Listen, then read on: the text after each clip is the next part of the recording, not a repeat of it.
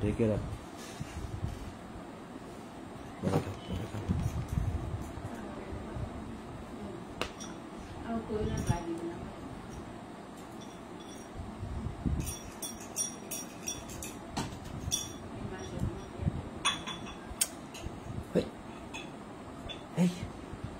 এটা রেখে আসো, রেখে আসো, রেখে আসো।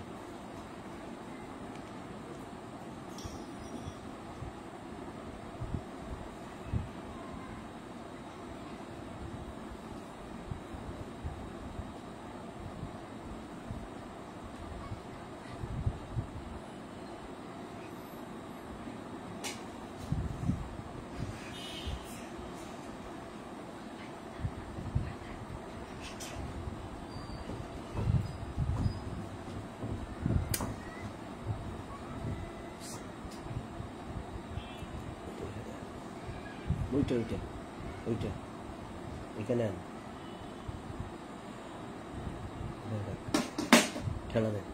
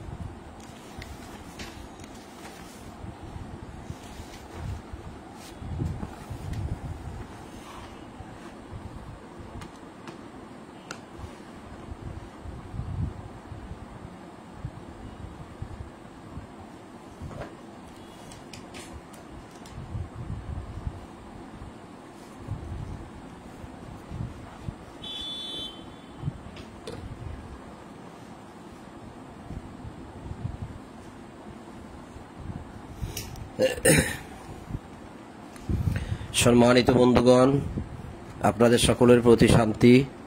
শুরু করছি ঈশার কোরআন পাঠ। সকল প্রশংসা জগৎসমূহের প্রতিপালক আল্লাহর জন্য, সকল পবিত্রতা জগৎসমূহের প্রতিপালক আল্লাহর জন্য। ইলহামদাতা আল্লাহ, আপনি পবিত্র। আমার রব, আমি আপনার আশ্রয় প্রার্থনা করি শয়তানের প্ররোচনা হইতে। আমার রব, আমি আরো আশ্রয় প্রার্থনা করি আমার নিকট উহাদের উপস্থিতি হইতে। দয়াময় পরম দয়ালু আল্লাহর নামে আরম্ভ করিতেছি।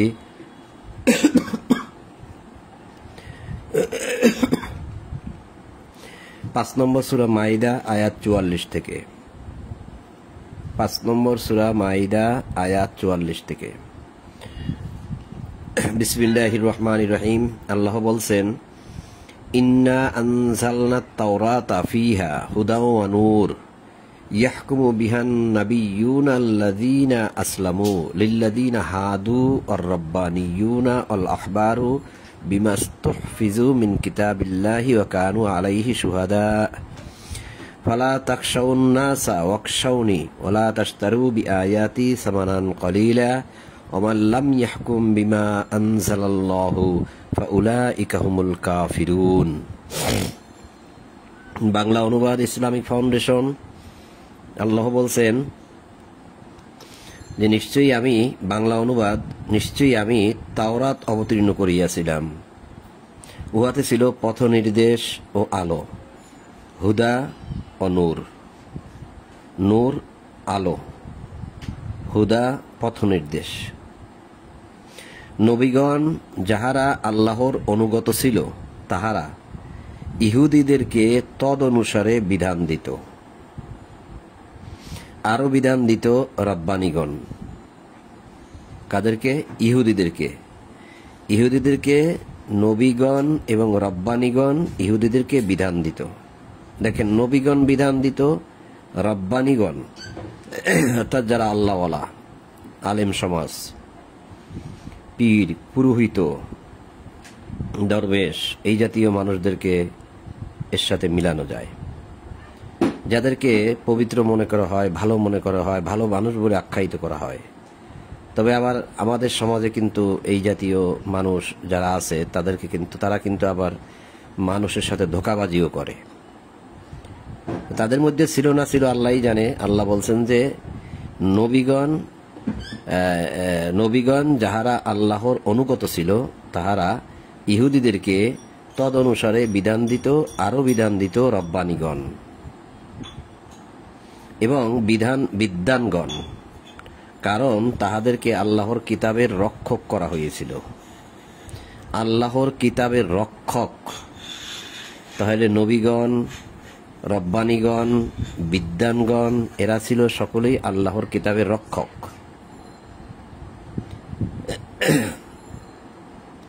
তার মানে আল্লাহর কিতাব তারা বুকে ধারণ করত, মুখস্থ করত, পড়ত, মানুষকে পড়ে শোনাইত। তাদেরকে আল্লাহর কিতাবের রক্ষক করা হয়েছিল এবং তাদের মধ্য থেকেই আবার কেউ কেউ এই কিতাবকে বিকৃত করেছে, সে প্রমাণও বিভিন্ন আয়াতে আছে। এবং তাহারা ছিল উহার সাক্ষী, ওই কিতাবের সাক্ষীও ছিল তারা।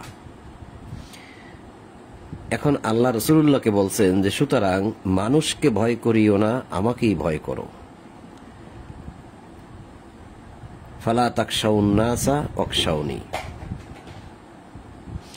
সুতরাং মানুষকে ভয় করিও না, আমাকেই ভয় করো।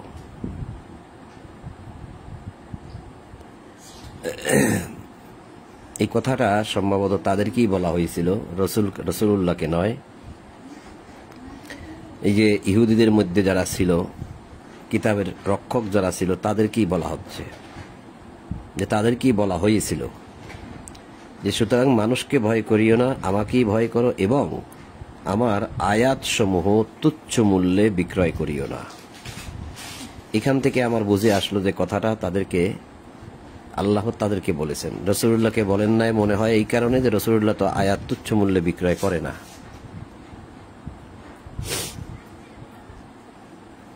তাহলে মানুষকে ভয় করিও না, আমাকে ভয় করো এবং আমার আয়াতসমূহ তুচ্ছ মূল্যে বিক্রয় করিও না। আল্লাহ যাহা অবতীর্ণ করিয়াছেন তদ অনুসারে যাহারা বিধান দেয় না তাহারাই কাফের। আল্লাহ যাহা অবতীর্ণ করিয়াছেন তদ অনুসারে যাহারা বিধান দেয় না তাহারাই কাফের। ওয়ামাল্লাম ইয়াহকুম বিমা আনজালাল্লাহু ফাউলাইকা হুমুল কাফিরুন। হুমুল কাফিরুন, তাহারাই কাফের। আমাল্লাম ইয়াহকুম বিমা আনজালাল্লাহ, যা আল্লাহ নাজিল করেছেন সে অনুযায়ী যারা হুকুম দেয় না, বিচার ব্যবস্থা পরিচালনা করে না, বিচার করে না, তারাই কাফের। এই আয়াত আমি পড়লাম, আপনারা শুনলেন। এখন আপনাদের সকলের কাছে আমার একটা প্রশ্ন, যে কোন মানুষটা আল্লাহর এই বিধান, এই নাজিলকৃত কিতাব দ্বারা বিধান দেয়? কোন মানুষটা আল্লাহর এই কিতাব দ্বারা বিচার করে? গ্রাম্য বিচার বলেন, আর ম্যাজিস্ট্রেটের বিচার বলেন, কোর্ট কাছারির বিচার বলেন, মাদ্রাসাগুলোর বিচার বলেন, যেখানের বিচারই বলেন না কেন, কোন মানুষ আল্লাহর এই কিতাব দ্বারা বিচার করে? এখানে আল্লাহ বললেন যে আল্লাহ যাহা অবতীর্ণ করিয়াছেন তদ অনুসারে যাহারা বিধান দেয় না তাহারাই কাফের। তাহলে আমরা, আমাদের এই আশেপাশে আমাদের সমাজ ব্যবস্থার লোকেরা কি, মুসলিম না মুমিন না কাফের? আপনার বিচার আপনি করুন। প্রশ্ন আপনার কাছে, আপনি উত্তর খোঁজার চেষ্টা করুন। আমি শুধু কিতাবে আছে সেটা আপনাদেরকে পড়িয়ে দেখিয়ে দিলাম। আরবিতে বলা হয়েছে কাফিরুন, তাহারা হুম অর্থ তাহারা, কাফিরুন অর্থ তাহারা কাফের। আর বাংলায় বলা হয়েছে তাহারাই কাফের। এটাকে পরিবর্তন করার কোনো সুযোগ নাই কারো। তাহলে আল্লাহর বিধান অনুযায়ী যেহেতু কেউ বিচার করে না, তাহলে এই আয়াতের ভিত্তিতে সবাই কাফের। আর যদি আপনি দাবি করেন যে না আমি কাফের না, তাহলে আপনি বলেন যে আপনি আল্লাহর নিয়ম অনুযায়ী বিচার করেন কিনা।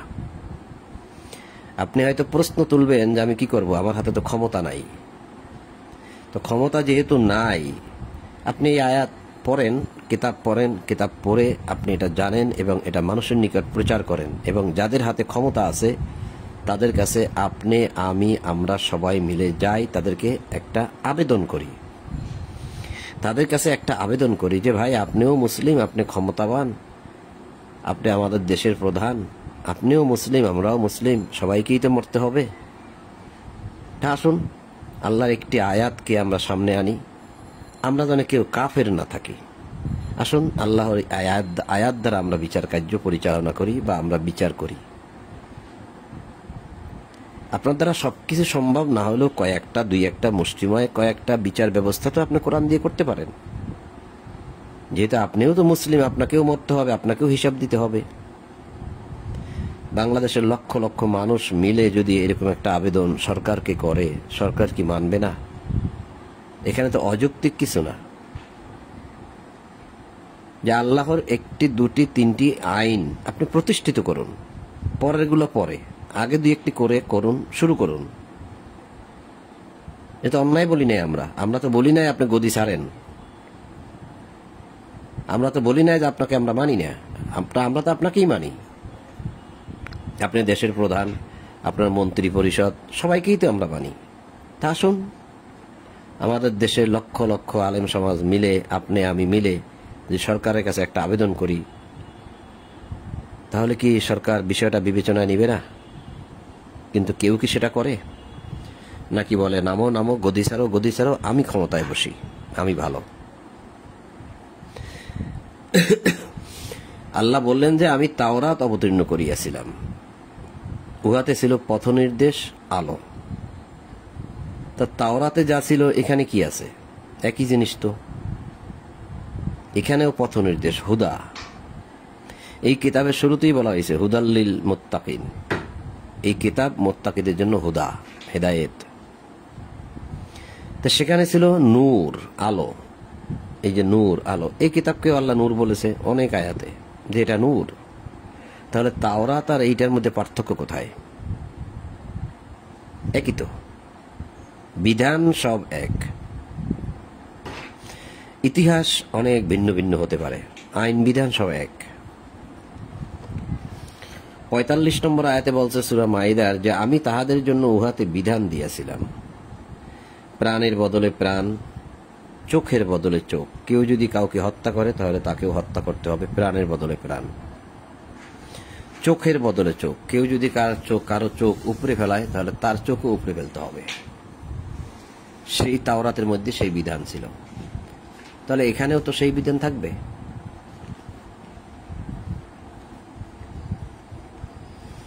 চোখের বদলে চোখ, নাকের বদলে নাক। কেউ যদি কারো নাক কেটে ফেলে তাহলে যে কেটেছে নাক তার নাকও কাটতে হবে।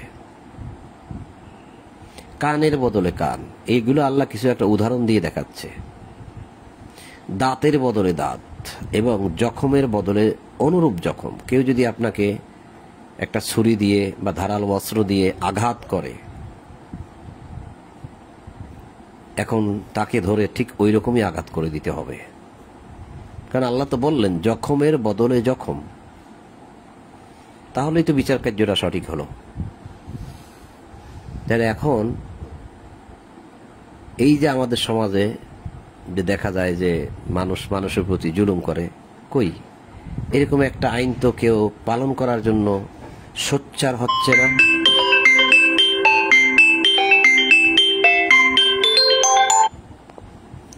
শরীফ ফোন দিছে, ওইটা দিয়ে ফোন করে কথা বলে দাও।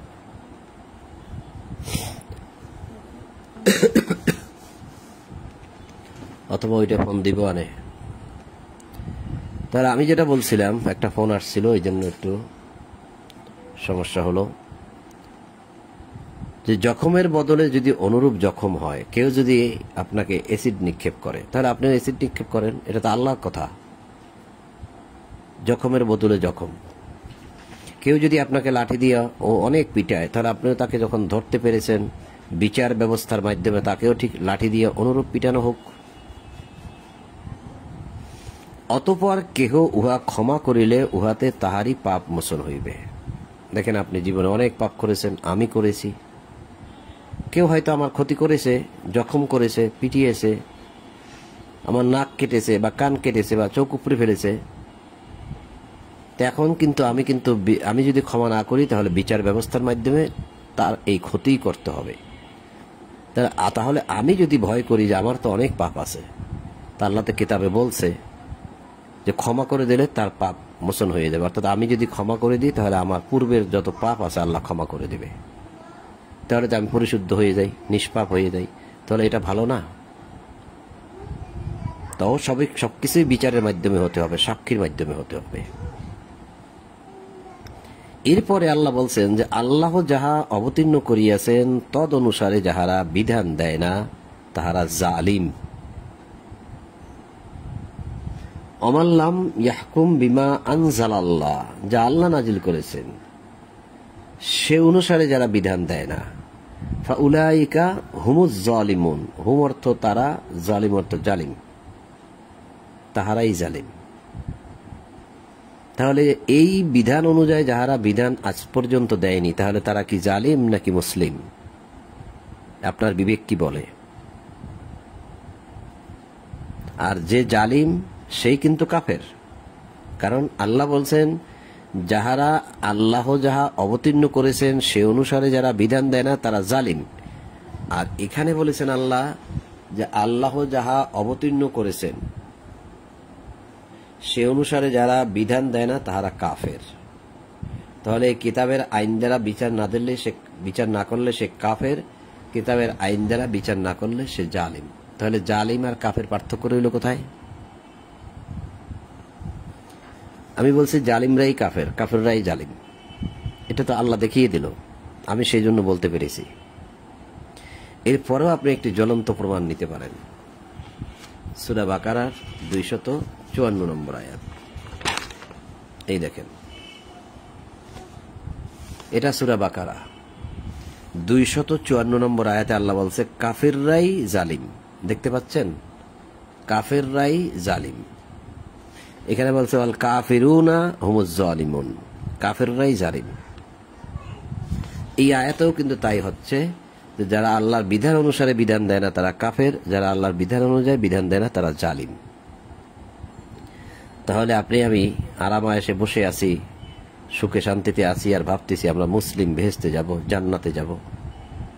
আরে ভাই, আপনি আমি জালিম হয়ে আছি, কাফির হয়ে আছি। ভাবেন আল্লাহর এই আয়াত অনুযায়ী আল্লাহ আপনার আমার যখন বিচার করবেন, ফামাইয়ামাল মিসকালা যাররাতিন শাররান ইয়ারা ওয়া মাইয়ামাল মিসকালা যাররাতিন খাইরান ইয়ারা। যাররা যাররা পরিমাণ করে যখন আপনার আমার হিসাব আল্লাহ টানবেন, তখন তো আর আপনি আমি কিছু বলতে পারবো না। তখন সব বের হয়ে যাবে যে আমরা কি অপরাধ করেছি। এখন যদি আমি আপনাকে বলি, আপনি 5 কথা শুনিয়ে দেবেন, আমাকে 10 কথা শুনিয়ে দেবেন, আপনি তো আমার কথা মানবেন না। কিন্তু সে সময় তো আপনি কথা বলতে পারবেন না, আল্লাহর সম্মুখে বলতে পারবেন না যে আমি এটা করি না, বা এটা এরকম হওয়ার কথা ছিল না, এটা আমার প্রতি জুলুম হয়েছে, কিছুই বলতে পারবেন না। কারণ আল্লাহ ন্যায় বিচারক। আলাইসাল্লাহু বিহাকামিল হাকিমিন, আল্লাহ ন্যায় বিচারকদের মধ্যে শ্রেষ্ঠ নয়? এরপরে 46 নম্বর আয়াতে আল্লাহ বলছে, মারিয়াম তনয় ঈসা। মারিয়াম তনয়, তনয় মানে মারিয়ামের পুত্র, তনয় মানে পুত্র। মারিয়াম তনয় ঈসাকে তাহার পূর্বে অবতীর্ণ তাওরাতের প্রত্যয়নকারী রূপে উহাদের পশ্চাতে প্রেরণ করিয়াছিলাম। রাসূলুল্লাহর প্রতি যে মানুষগুলো ছিল তাদের পূর্বে, সে কথা বলা হচ্ছে যে মারিয়ামের পুত্র ঈসাকেও পূর্বে অবতীর্ণ তাওরাতের মানে তার পূর্বে তো তাওরাত ছিল, তাওরাতের সত্যায়নকারী রূপে উহাদের পশ্চাতে প্রেরণ করিয়াছিলাম, মানে তাদের আগে পাঠিয়েছিলাম। অর্থাৎ তাওরাতের যে জ্ঞানগুলো সেগুলো ঈসা নবীকেও দেওয়া হয়েছিল। ঈসাকে যে ইঞ্জিলের কিতাব দেওয়া হয়েছে, সেই ইঞ্জিলের কিতাবের মধ্যেই তাওরাতের জ্ঞান ছিল। অর্থাৎ তাওরাত, ইঞ্জিল, জাবুর, আল কোরআনের বিধান সব এক। এবং তাহার পূর্বে অবতীর্ণ তাওরাতের প্রত্যয়নকারী রূপে, সত্যায়নকারী রূপে, যে ওই ঈসা নবী বলতো যে তোমাদের প্রতি, হে ইহুদি সম্প্রদায়, তোমাদের প্রতি যে তাওরাত নাজিল হয়েছিল সেটাও আমি বিশ্বাস করি, এবং সেটার সেই আইন আর আমার কাছে যে দেওয়া হয়েছে আইন একই, আমি ওটাকে অবিশ্বাস করি না, ওটাও আল্লাহর পক্ষ থেকে আসছে প্রত্যয়নকারী রূপে, এবং মুত্তাকিদের জন্য পথনির্দেশ ও উপদেশ স্বরূপ সেই তাওরাত, সেই ইঞ্জিল। তাহাকে ইঞ্জিল দিয়েছিলাম, ঈসা নবীকে ইঞ্জিল দিয়েছিলাম। এখানে ইঞ্জিল বলছে, আমি ইঞ্জিলই বলবো। এটা নিয়েও অনেকে এই যে ইঞ্জিল, ওয়াতাইনাহুল ইঞ্জিল, ইঞ্জিল বলছে, আমি ইঞ্জিল বলবো, এখানেও লেখা আছে ইঞ্জিল। তাওরাত বলছে, আমি তাওরাত বলবো, কারণ এই শব্দগুলো নিয়ে, এই যে তাওরাত লেখা আছে, তাওরাত, এই যে তাওরাত, কারণ এই ইঞ্জিল, তাওরাত এগুলো নিয়ে অনেক ঘাটাঘাটি হচ্ছে এবং অনেক তর্ক বিতর্ক শুনতেছি আমি প্রায় সময়। দেখ, সেদিকে তো যাবোই না, আমি এমনি একটু শুনেই দিই আপনাদেরকে, আপনারাও শুনবেন কখনো কখনো। তো এই জন্য আমি বলছি, যেখানে যেভাবে লেখা আছে আমি সেভাবে বলবো। এ বিষয়ে যেহেতু আমাদের জ্ঞান নাই, সে বিষয়ে আমাদের তর্কাতর্কি করাটাই উচিত না। তাহলে তাহাকে দিয়েছিলাম ইঞ্জিল, অর্থাৎ ঈসা নবীকে ইঞ্জিল দেওয়া হয়েছিল। তাহাকে, এটা সর্বনাম, এই সর্বনামের নামটা কোথায়? এই যে উপরে ঈসা, এটা হচ্ছে নাউন, এটা হচ্ছে প্রোনাউন। তাহাকে ইঞ্জিল দিয়েছিলাম, উহাতে ছিল পথ নির্দেশ ও আলো। দেখেন, সেখানেও ছিল পথ নির্দেশ ও আলো, হুদা ও নূর, হুদা ও নূর। আর এখানে ইঞ্জিলেও ছিল হুদা ও নূর, আর তাওরাতে ছিল এই যে হুদা ও নূর, এই যে তাওরাত। তাহলে ইঞ্জিলে যা, তাওরাতেও তা। আর এই কিতাবকেও আল্লাহ বলছে হুদা এবং নূর, তাহলে এটাও তা। হুদাল্লিল মুত্তাকিন। তারপর অসংখ্য আয়াতে বলছে নূর, সে আয়াতগুলো আমি দেখাইতে পারি এখন। অনেক আয়াতে বলছে এটা নূর, সরাসরি বলছে আল্লাহ এটা নূর, এটা আলো, এটা আপনাকে আমাকে আলো দিবে, আলো দেখাবে। কোন আলো? অন্তরের আলো। এরপরে আল্লাহ বলছে, ইঞ্জিল অনুসারীগণ যেন আল্লাহ উহাতে যাহা অবতীর্ণ করিয়াছেন তদ অনুসারে বিধান দেয়। এটা আল্লাহ তাদেরকে বলছিলেন যে যারা ইঞ্জিলের অনুসরণ করবে তারা যেন আল্লাহ যা নাজিল করেছেন, অবতীর্ণ করেছেন, সে অনুসারে যেন বিধান দেয়। এরপরে আল্লাহ বলছে, আল্লাহ যাহা অবতীর্ণ করিয়াছেন তদ অনুসারে যাহারা বিধান দেয় না তাহারাই ফাসিক। এই যে ফাসিকুন, অমাল্লাম ইয়াহকুম বিমা আনজালাল্লাহু ফাউলাইকা হুমুল ফাসিকুন। এখন আপনি সুর দিয়ে পড়েন, শেষে গিয়ে সুর দিতে দিতে একদম ফাসিকুন করে টানাটানি শুরু করে দেন, এখানে বলছে জালিমুন, খুব জোরে সোরে আপনি এবার সুর দিয়ে টানিয়ে লম্বা করেন এটাকে, কেউ বুঝবে না যে কি বলতেছেন আপনি। আসলে কি এগুলো সুর দিয়ে পড়ার বিষয় নাকি বোঝার বিষয়? ফাসেক, ফাসেক অর্থ কি? ফিস্ক অর্থ কি? পাপ, অর্থাৎ তারা পাপী, তারা পাপিষ্ট। আল্লাহ যাহা অবতীর্ণ করিয়াছেন তদ অনুসারে যাহারা বিধান দেয় না তারা পাপী। তা পাপী ব্যক্তি কি জান্নাতে যায়? তাহলে 44-এ বলছে তারা কাফের, 45-এ বলছে তারা জালিম, 46-এ বলে নাই, 47-এ বলেছে তারা ফাসিক। তাহলে এই সম্প্রদায় কাফের, জালিম, ফাসিক। কথাটা কি আমি বলেছি নাকি আল্লাহ বলেছে? আর যদি আপনি এই আল্লাহ যা অবতীর্ণ করেছেন সে অনুসারে বিধান দেন, তাহলে আপনি কাফেরও না, জালিমও না, ফাসিকও না, আপনি মুসলিম। সঠিক বললাম কিনা ভাবতে পারেন আমার কথাগুলো। আমরা কথাগুলো পড়ে যাই, খুব তাড়াহুড়া করে পড়ে যাই, মনোনিবেশ সহকারে পড়ি না, যার জন্য এই কথাগুলো আমাদের মাথার উপর দিয়ে চলে যায়, কি পড়েছি মনে থাকে না। তো এই জন্য প্রত্যেকটা বিষয় আমাদের খুঁটিয়ে খুঁটিয়ে দেখতে হয়, খুঁটিয়ে খুঁটিয়ে বুঝতে হয়, বুঝে বুঝে পড়তে হয়, যেহেতু কিতাবটা আল্লাহ দিয়েছেন বোঝার জন্য। রিডিং পড়ার জন্য ওদের নাই, মুখস্থ পড়ার জন্য ওদের নাই, না বুঝে পড়ার জন্য ওদের নাই। কিন্তু আমাদের সমাজ ব্যবস্থা আমাদেরকে শিখাইছে এটা যত রিডিং পড়বা তত সওয়াব হবে, বস্তায় বস্তায় সওয়াব হবে, 1 অক্ষরে 10 নেকি হবে। তাহলে কিতাবের মধ্যে বলা হয়েছে শয়তান, তা শয়তান লিখতে যদি 5টা অক্ষর লাগে, তাহলে আপনি একবার শয়তান বলেন 50 নেকি হয়ে গেছে। ফেরাউন লিখতেও যদি 5 অক্ষর লাগে, যদি লাগে, তাহলে আপনি একবার ফেরাউন শব্দ উল্লেখ করেন, আপনার 50 নেকি হয়ে গেছে, কারণ 1 অক্ষরে 10 নেকি। ইবলিস লিখতে যদি 5 অক্ষর লাগে, আপনি বলেন, আপনার খাতায় মনে হয় তাহলে 50 নেকি জমা হয়ে গেছে। এগুলো আমাদেরকে শিখাইছে যে 1 অক্ষরে 10 নেকি। এই জন্য বলতেছি, এই সত্য মিথ্যার পার্থক্য করার জন্যই হচ্ছে আল কোরআন, আর এই আল কোরআনকে বলা হয়েছে ফুরকান। এরপরে 48 নম্বর আয়াতে আল্লাহ বলছেন যে আমি তোমার প্রতি সত্য সহ কিতাব অবতীর্ণ করিয়াছি, একদম হক বিল হক, বানজালনা ইলাইকাল কিতাবা বিল হক। আমি কিন্তু আপনাদেরকে অনুবাদগুলো দেখাচ্ছি, আরবির দিকে গেলে কিন্তু অনুবাদগুলো কিছুটা চেঞ্জ হবে, কারণ ওয়ানজালনা শব্দের অর্থ হবে আমরা নাজিল করিয়াছি, আমরা নাজিল করিয়াছি।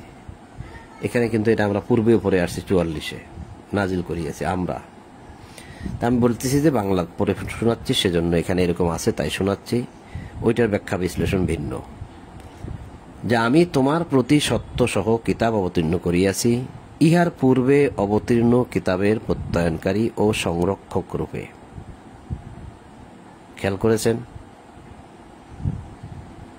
আগের কিতাবের দায়িত্ব দেওয়া হয়েছিল যে যাদেরকে কিতাব দেওয়া হয়েছিল তারা কিতাবের সংরক্ষণ করবে, হেফাজত করবে, তাদেরকে কিতাবের রক্ষক করা হয়েছিল। এই যে দেখেন, উহাদেরকে আল্লাহ, কারণ তাহাদেরকে আল্লাহর কিতাবের রক্ষক করা হয়েছিল। দেখতে পাচ্ছেন, রক্ষক করা হয়েছিল যে তোমরা আমার কিতাবকে রক্ষা করবে। আর এই যে কিতাব নাজিল হলো,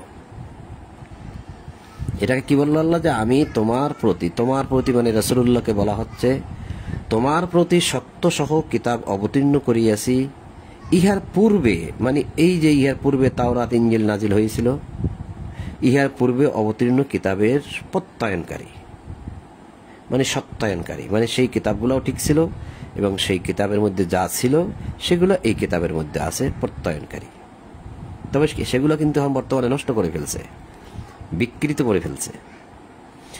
ও সংরক্ষক রূপে, আল্লাহ বলে না যে তুমি সংরক্ষণ করবে বা মানুষ করবে, এটা সংরক্ষিত, এটা সংরক্ষণ থাকবে, হেফাজত করা থাকবে, কোনো মিথ্যা এর মধ্যে প্রবেশ করবে না। যদি আপনি বলেন জের জবর দিছে মানুষে, তাহলে মিথ্যা প্রবেশ করলো। আমি বলবো এভাবেই আসছে, যদি আমি আল্লাহকে বিশ্বাস করি, আল্লাহর কথাকে বিশ্বাস করি, তাহলে এভাবেই আসছে। আপনি বলবেন ওসমান গনির সময় আছে জের জবর নাই, অমুকের সময় আছে জের জবর নাই। আরে ভাই, এগুলো তারা বানিয়েছে, তারা লিখেছে, এগুলো তারা করেছে, ওগুলো তো আমাদের দরকার নেই। অমুক জায়গায় আছে অর্ধেক পাওয়া গেছে, অমুক জায়গায় আছে 10 পারা পাওয়া গেছে, ওগুলো আমাদের দরকার নেই। আমি জাস্ট আল্লাহ যা বলেছে আমি তাই বিশ্বাস করব।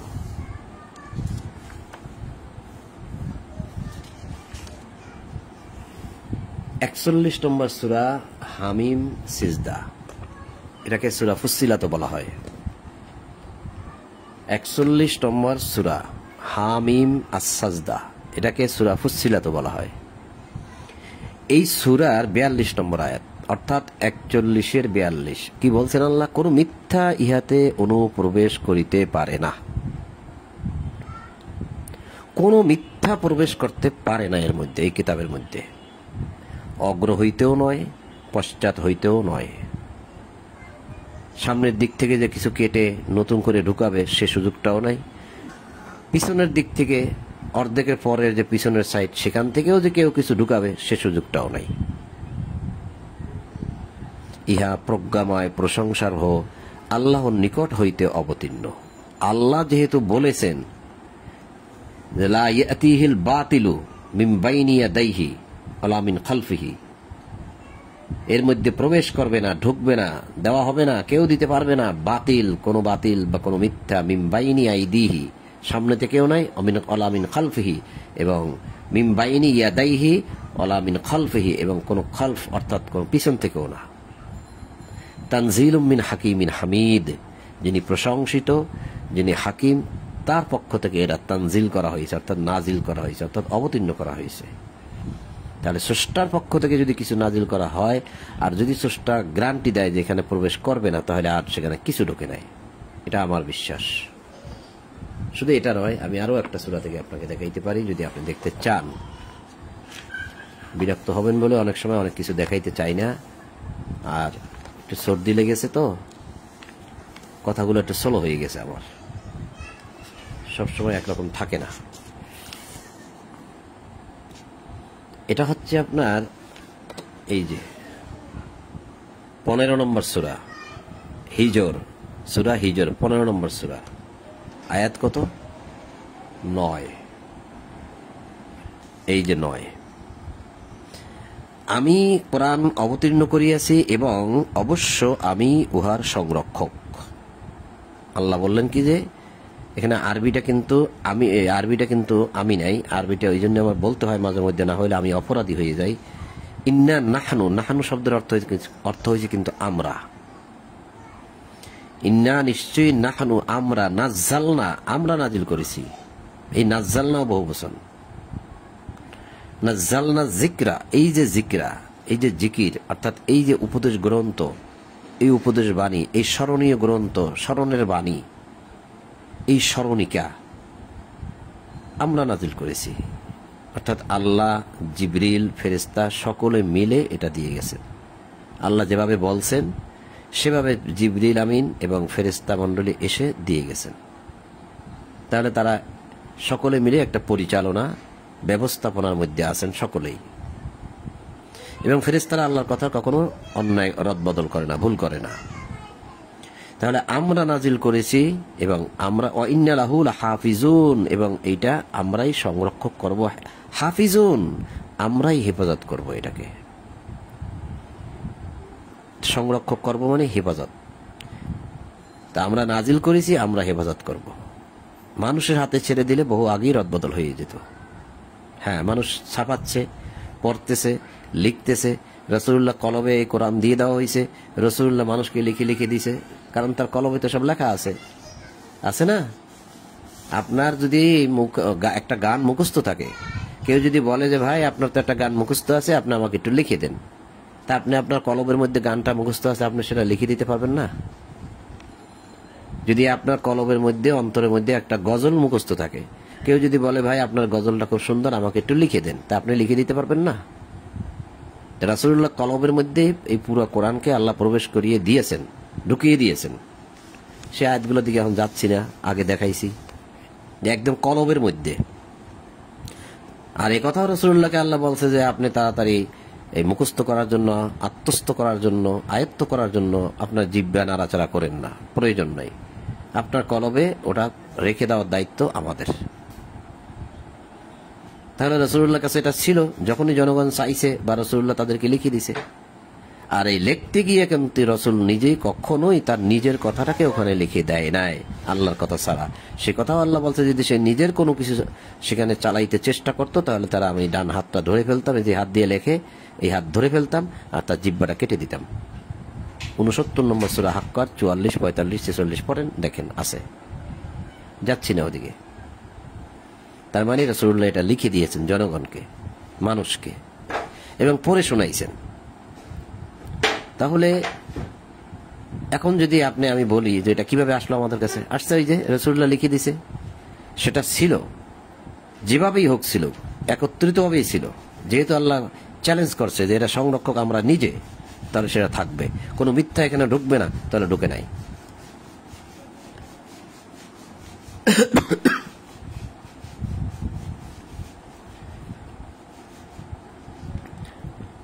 অনেক কথা বলে ফেলছি। আমি তোমার প্রতি সত্যসহ কিতাব অবতীর্ণ করিয়াছি, ইহার পূর্বে অবতীর্ণ কিতাবের সত্যায়নকারী ও সংরক্ষক রূপে। সুতরাং আল্লাহ যাহা অবতীর্ণ করিয়াছেন তদ অনুসারে তুমি তাহাদের বিচার নিষ্পত্তি করিও। তুমি বিচার করবে আল্লাহ যা অবতীর্ণ করছে সে অনুসারে। কেউ কেউ বলে রাসূলের দায়িত্ব শুধু প্রচার করা, আর কিছু করে নাই। তাহলে বিচারটা করছে কে? কথাগুলো বলার সময় খুব গরম গরম জোরে সোরে বলে, আমাদেরকে কথা বলার সুযোগ দেয় না, একদম থামিয়ে দেয়। আমা আল্লাহ রাসূল ইল্লাল বালাগুল মুবিন, রাসূলের দায়িত্ব শুধুমাত্র কিতাব পৌঁছে দেওয়া, আর কিছু না। তাই বিচারটা করছে কে? আল্লাহ কি বললেন? যে আল্লাহ যা নাজিল করেছেন সে অনুসারে তুমি মানুষের মধ্যে বিচার করবে, এবং যে সত্য তোমার নিকট আসিয়াছে তাহা ত্যাগ করিয়া তাহাদের খেয়াল খুশির অনুসরণ করবে না, তাহাদের কথা মতো তুমি চলবে না। তোমাদের প্রত্যেকের জন্য শরিয়াত ও স্পষ্ট পথ নির্ধারণ করিয়াছি। শরিয়াত এই যে শিরআতান অমিনহাজ, মিনহাজান অমিনহাজ। তো শরিয়াত আর মানহাজ, এটা মিনহাজান মানে মানহাজ।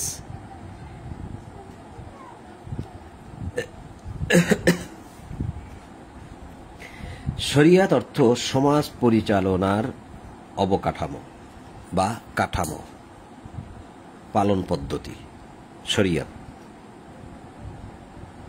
তোমাদের সকলের জন্য মিনকুম শিরআতা ওয়া মানহাজ, সমাজ পরিচালনার পালন পদ্ধতি দেওয়া হয়েছে। তো এখানে কিন্তু সেরকম দেয়নি, লিখছে যে তোমাদের প্রত্যেকের জন্য শরিয়াত ও স্পষ্ট পথ নির্ধারণ করেছি।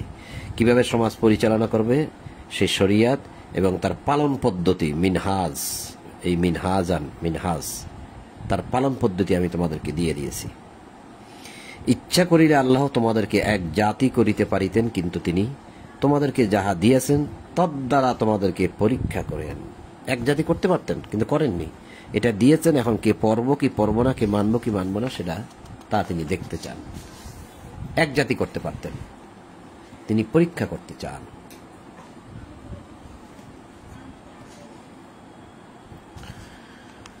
সুতরাং সৎকর্মে তোমরা প্রতিযোগিতা করো। 1 লাখ টাকা পাওয়া যাবে এরকম একটা কোনো কিছু এই খেলাধুলার অনুষ্ঠান তৈরি করলে পরে দেখবেন কি প্রতিযোগিতা চলে। কিন্তু সৎকর্ম কে কত আগে বাড়াইতে পারি, কে কত ভালো কাজ করতে পারি, এর জন্য কোনো প্রতিযোগিতা আমাদের মধ্যে নাই। কিন্তু আল্লাহ বলছে সৎকর্মে তোমরা প্রতিযোগিতা করো। আল্লাহর দিকেই তোমাদের সকলের প্রত্যাবর্তন, মৃত্যুর পর আল্লাহর কাছেই ফিরে যেতে হবে, আর যাওয়ার কোনো পথ নাই। অতঃপর তোমরা যে বিষয় মতভেদ করিতেছিলে সে সম্বন্ধে তিনি তোমাদেরকে অবহিত করিবেন, সব জানাই দেবেন যে পৃথিবীতে বসে কি পরিমাণ তোমরা এই কিতাব নিয়ে, ধর্ম নিয়ে মতভেদ করেছ। কিতাব অবতীর্ণ করিয়াছি যাহাতে তুমি আল্লাহ যাহা অবতীর্ণ করিয়াছেন তদ অনুসারে তাহাদের বিচার নিষ্পত্তি করো। আবার এই জন্য কিতাব অবতীর্ণ করেছি যে কিতাবে যা আছে সে অনুসারে মানুষের বিচার নিষ্পত্তি করবে, তাহাদের খেয়াল খুশি অনুসরণ করবে না,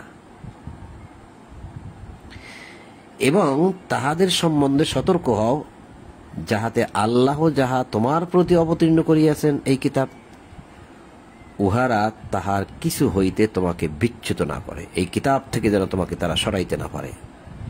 এ ব্যাপারে তুমি সতর্কতা অবলম্বন করবে। এই যে সতর্ক, যদি তাহারা মুখ ফিরাইয়া নেয় তবে জানিয়ে রাখো যে তাহাদের কোনো কোনো পাপের জন্য আল্লাহ তাহাদেরকে শাস্তি দিতে চান, এবং মানুষের মধ্যে অনেকেই তো সত্যত্যাগী। তবে কি তাহারা জাহিলি যুগের বিধি বিধান কামনা করে? আফা হুকমুল জাহিলিয়াতি ইয়াবগুন, জাহিলি যুগের বিধিবিধান কামনা করে? নিশ্চিত বিশ্বাসী সম্প্রদায়ের জন্য বিধান দানে আল্লাহ অপেক্ষা কে শ্রেষ্ঠতর? ওমান আহসানু মিনাল্লাহি হুকমান লিকাউমিন ইউকিনুন। 50 নম্বর আয়াত পর্যন্ত পড়লাম সূরা মাইদার, আর পড়ব না। তবে আমি একটি আয়াত দেখাই দিতে চাই আপনাদেরকে, সেটা ছিল যে শরিয়াত। এই আয়াতটা আমি পড়েছি, তো এখানে লম্বা হয়ে যাবে সেজন্য যাইনি।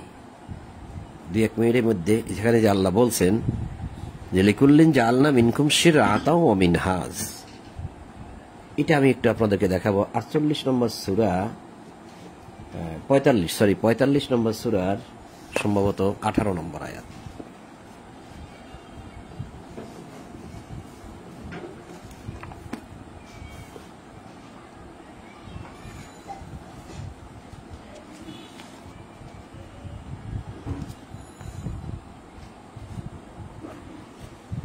এই যে 45 নম্বর সূরা জাসিয়া আয়াত 18। আল্লাহ বলছেন রাসূলুল্লাহকে যে ইহার পর আমি তোমাকে প্রতিষ্ঠিত করিয়াছি দ্বীনের বিশেষ বিধানের উপর, সুতরাং তুমি উহার অনুসরণ করো, অর্থাৎ এই কিতাবের অনুসরণ করো। অজ্ঞদের খেয়ালখুশির অনুসরণ করিও না। যারা অজ্ঞ তাদের খেয়ালখুশির অনুসরণ করো না। তাহলে এখানে ইহার পর আমি তোমাকে প্রতিষ্ঠিত করিয়াছি দ্বীনের বিশেষ বিধানের উপর, এইটাই হচ্ছে গিয়া শরিয়াত, কিন্তু দেওয়া হয় না এখানে। এখানে শরিয়াতের অর্থ দেওয়া হয়েছে দ্বীন। ইহার পর আমি তোমাকে প্রতিষ্ঠিত করিয়াছি দ্বীনের বিশেষ বিধানের উপর, এই দ্বীন শব্দের অর্থটাই কিন্তু দেখেন এখানে শরিয়াত। সুম্মা জাআলনাকা আলা শরিয়াতিন, একদম সরাসরি শরিয়াত। মিনাল আমরি ফাত্তাবি'হা ওয়া লা তাত্তাবি আহওয়া আল্লাযীনা লা ইয়ালামুন। তাহলে শরিয়াতের উপর তোমাকে আমরা আলা শরিয়াতিন, শরিয়াতের উপর তোমাকে আমি বানিয়েছি। জাআলনাকা, তোমাকে আমি প্রতিষ্ঠিত করিয়াছি, জাআলনা বানিয়েছি যে তুমি শরিয়াতের উপরে থাকবে। অর্থাৎ সমাজ পরিচালনা ব্যবস্থা পদ্ধতি যেটা তোমাকে আমি জানাইছি, সেই ব্যবস্থা পদ্ধতির উপরে তুমি থাকবে এবং সেই পালন পদ্ধতির উপরে তুমি থাকবে। শরিয়ত কিন্তু এই আপনার এই মানে পালন পদ্ধতি, অর্থাৎ সমাজ পরিচালনার পালন পদ্ধতি। কিন্তু এই কথাগুলো আমাদেরকে শোনানো হয় না, তাই আমরা শরিয়ত শব্দের অর্থও জানি না। না বলে আপনি জানলেন কই থেকে? আমি জেনেছি, যে কোনো উপায় জেনেছি। আপনি আমার কথাগুলোকে বিবেচনায় নিয়ে প্রমাণ পাওয়ার জন্য আপনি নিজে এটা জানার জন্য চেষ্টা করেন, আপনিও পেয়ে যাবেন। আরো একটা আয়াত দেখাই যে 42-23, এখানেই আছে, কাছাকাছি আছে।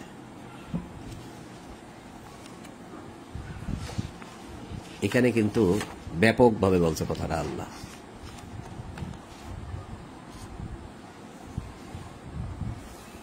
42-23 হবে না, 42 হবে 13। এখানে ছাপাটা একটু গরবিল করেছে, ভালো করে কালি পড়ে নাই। এখানে বলছে আল্লাহ, তিনি তোমাদের জন্য বিধিবদ্ধ করিয়াছেন দিন। এই দিনের নির্দেশ দিয়েছিলেন তিনি নূহকেও। তাহলে দেখেন, নূহকে যে দিন দেওয়া হয়েছে আমাদেরকে সেই দিন। আর যাহা আমি ওহী করিয়াছি তোমাকে, রাসূলুল্লাহকে বলতেছেন, তোমাকে সেই দিন তোমাকেও দিয়েছি। এবং যাহার নির্দেশ দিয়েছিলাম ইব্রাহিম, মুসা, ঈসাকে, দেখে সবাইকে এই দিন দিয়েছে। এই বলিয়া যে তোমরা দিনকে প্রতিষ্ঠা করো এবং উহাতে মতভেদ করিও না। তুমি মুশরিকদেরকে যাহার প্রতি আহ্বান করিতেছ তাহা উহাদের নিকট দুর্বহ মনে হচ্ছে, আল্লাহ যাহাকে ইচ্ছা দিনের প্রতি আকৃষ্ট করেন এবং যে তাহার অভিমুখী হয় তাহাকে দিনের দিকে পরিচালিত করেন। তাহলে আল্লাহর অভিমুখী আপনি যদি না হন তা আল্লাহ আপনাকে পরিচালিত করবে না, সরাসরি বলে দিয়েছেন। এখানে দেখেন, দেখাইতে আনছিলাম যেটা সেটা কিন্তু এখনো দেখানো হয় না, আমি বাংলাটা পড়ে গেছি, যে তিনি তোমাদের জন্য বিধিবদ্ধ করিয়াছেন দিন, শারা লাকুম মিনাদ দিন। এই যে শারা মানে শরিয়াত, কিন্তু এটার অনুবাদ এখানে নাই, দিনটা আছে। যে দিনের অর্থাৎ আল্লাহর আইনের, আল্লাহর আইনগুলা যে কিভাবে তুমি পালন করবে সেই পালন পদ্ধতি আমি তোমাকে দিয়েছি। এটার মধ্যে মা ওয়াসা বিহি নূহান, যা দিয়েছিলাম নূহকেও, ওয়াল্লাযী আওহাইনা ইলাইকা, এবং যা তোমার প্রতি ওহী করেছি তাও এই একই।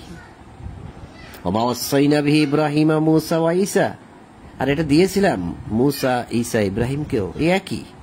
কি বলেছিলাম? আন আকিমুদ্দিন, দিন প্রতিষ্ঠা করো। আকিমু, আর যেখানে তাহলে আকিমুস সালাত আছে তাহলে কি হবে? সালাত প্রতিষ্ঠা করো। আর এখানে হয়েছে আকিমুদ্দিন, দিন প্রতিষ্ঠা। এই যে দিনকে প্রতিষ্ঠা করো, দিন কায়েম করো লেখা হয়নি, দিন প্রতিষ্ঠা করো। আকিমুদ্দিন আর ওটা হচ্ছে আকিমুস সালাহ। ওয়ালা তাফাররাকু ফি, এর মধ্যে কোনো মতভেদ করো না। তাফাররাক, কোনো ফারেক করো না, কোনো মতভেদ করো না এই দিন প্রতিষ্ঠার ক্ষেত্রে। কিন্তু কেউ আছি কি আমরা? শুধু ফারেক আর ফারেক, মতভেদ আর মতভেদ আমাদের মধ্যে শুরু হয়ে গেছে। আমি ভালো, ও ভালো না, ও বোঝে না, আমি বুঝি, ওরা গণ্ড, ওরা মূর্খ, ইত্যাদি ইত্যাদি আমাদের মুখ থেকে বের হচ্ছে। এটা কি ভালো? নাকি আমাদের ভাষা নরম হওয়া উচিত এবং সকলে মিলে একত্রিত থাকা উচিত? আল্লাহ কি বললেন? ওয়ালা তাফাররাকু, ফারেক করবে না, ফিহি, তার মধ্যে, তার মধ্যে মানে এই দিনের মধ্যে। আন আকিমুদ্দিন, এই দিনটা নূহকে দেওয়া হয়েছিল, রাসূলুল্লাহকে দেওয়া হইল, ইব্রাহিমকে দেওয়া হইল, মূসাকে দেওয়া হইল, ঈসাকে দেওয়া হইল। কি? শরিয়াত, শারা লাকুম মিনাদ দিন, এই দিন, এটাও শরিয়াত। এরকম আরো দেখানো যায়, দেখিয়ে লাভ, অত বেশি তো দেখানোর প্রয়োজন হয় না। তা আমরা যেটা পড়লাম এখন আজকে এখানে শেষ করতে যাচ্ছি, যে 44 নম্বর মাইদার 44 নম্বর আয়াত থেকে শুরু করে আমরা পড়লাম 50 নম্বর আয়াত পর্যন্ত। তা আজান নয়, ইনশাল্লাহ অনেক বেশি করে ফেলছি। আপনাদের সকলের প্রতি শান্তি। আর আচ্ছা, একটা কথা, যারা আজকে একটু পরবর্তীতে আসছেন তারা আবার একটু গোড়ায় যাবেন, শুনবেন। খুব ইম্পর্টেন্ট কথা চলে গেছে, যা আমাদের সাথে, আমাদের সমাজ ব্যবস্থার সাথে, কোরআনের সাথে মিল খুঁজে পাই না। কিছু একটা আপনি বুঝতে পারবেন, ভিডিওটা পুনরায় দেখবেন, দেখলে আপনার লাভ হবে। আর যদি কাউকে দেওয়ার প্রয়োজন মনে করেন দেন, সেও দেখুক, শুনুক। আপনি মনে করেন না যে আমার ভিউ বাড়াইবার জন্য আমি এই কথা বলছি, কারণ ভিউ দরকার নাই। এই ভিডিও 30 দিনে বেশি থাকে না, ভিউ হবে কেমনে? আবার 30 দিনে বেশি থাকে না। আজ থেকে 30 দিন আগে ভিডিও, কালকে ডিলিট হয়ে গেছে, এরকম 30টা পর্যন্ত থাকে। আজ থেকে 30টা, একটা প্রত্যেক দিন ডিলিট হয়, দুইটা ডিলিট হয়। তা আমি আপনাদেরকে বলতেছি যে আপনার বন্ধু মহলে বা আত্মীয় স্বজনকে যাকে দেওয়া দরকার দিতে পারেন, সে হয়তো কিছু বুঝবে, আপনিও কিছু বুঝবেন, সেজন্য আবার পড়তে বলতেছি। এখানে কোনো ভিউটিও নাই, ভিডিও থাকে না, ভিউ দিয়ে কি করবো আমি? তো সম্মানিত বন্ধুগণ, আজ এই পর্যন্ত। আপনাদের সকলের প্রতি শান্তি। এই সূরা মাইদার 50 নম্বর আয়াত পর্যন্ত পাঠ করলাম। আপনাদের সকলের প্রতি শান্তি। সালামুন আলাইকুম। সকল প্রশংসা জগৎসমূহের প্রতিপালক আল্লাহর জন্য। এই বলেই আজ ঈশার কোরআন পাঠ এখানেই সমাপ্ত করলাম। আলহামদুলিল্লাহি রাব্বিল আলামিন। শুরুটাও ছিল আল্লাহর প্রশংসা দিয়ে, শেষটাও হচ্ছে আল্লাহর প্রশংসা দিয়ে। এটা 10-এর 10-এ আপনি পাবেন, সূরা ইউনূসের 10 নম্বর আয়াতে পাবেন।